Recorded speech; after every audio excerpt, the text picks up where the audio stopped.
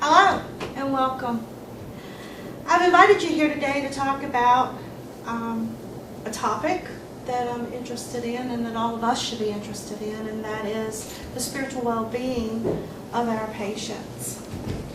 According to the United States Census Bureau, adults over the age of 65 will increase from 40 million to 70 million by the year 2030. The Occupational Handbook tells us that because of that increase, the nursing demand is going to increase by 26% by 2030 just to match that growth. That is more than any other occupation in the United States. Our patients need treatment of the whole person, not only their physical and mental well-being, but also their spiritual needs. Over the past 20 years, I've had the privilege of being a nurse. I've had many challenges. I've faced many changes during my career. The one thing that I've been referred to the most is the jack of all trades. That is because I'm a counselor, I'm a confidant, I'm a teacher. I help them in their time of need. I help them to pass on to their next life. I can sometimes just sit by their bedside and listen. That's all they need. In the next few minutes, I want to talk to you and give you a little bit of a brief history of nursing.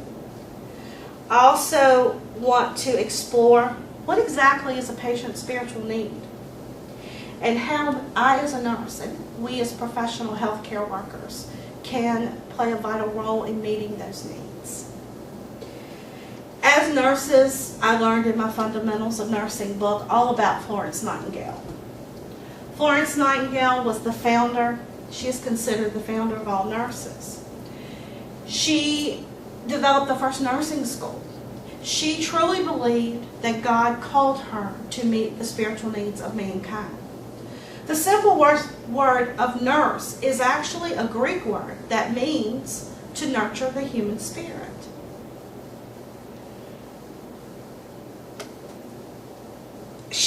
The schools of today, the nursing schools of today, actually follow Florence Nightingale's guidance and her model for the nursing school.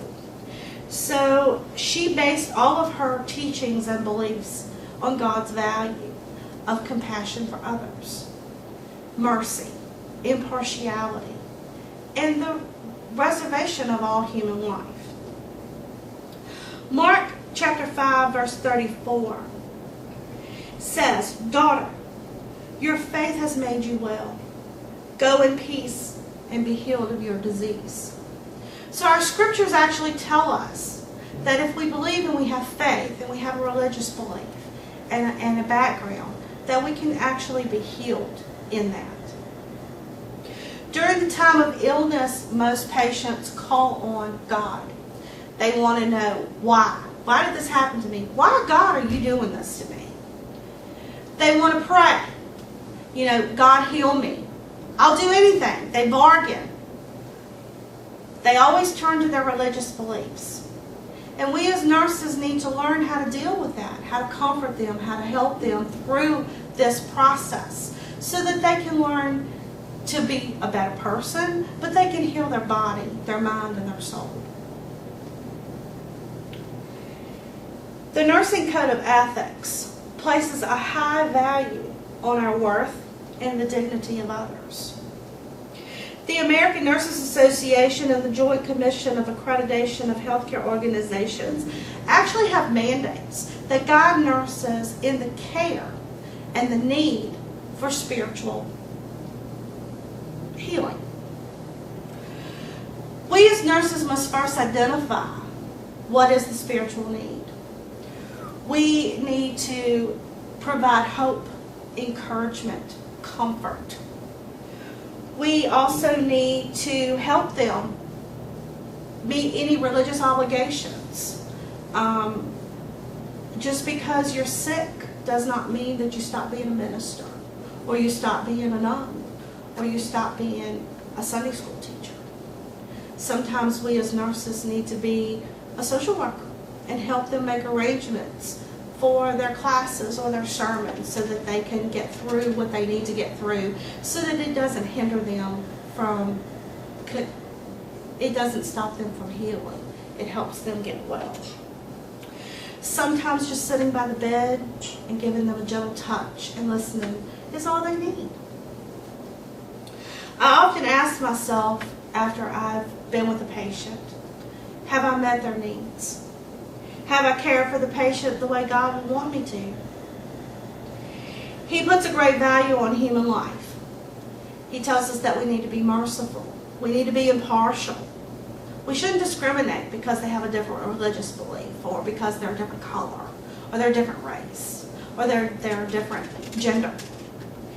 We also should have compassion. Pleasant words are like a honeycomb.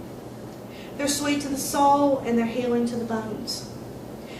Proverbs 16:24. This scripture, in my opinion, sums up the nurse's role. A gentle touch and a kind word is what the heart of nursing is all about. Thank you. Thank you. Another 10 seconds. Our trauma.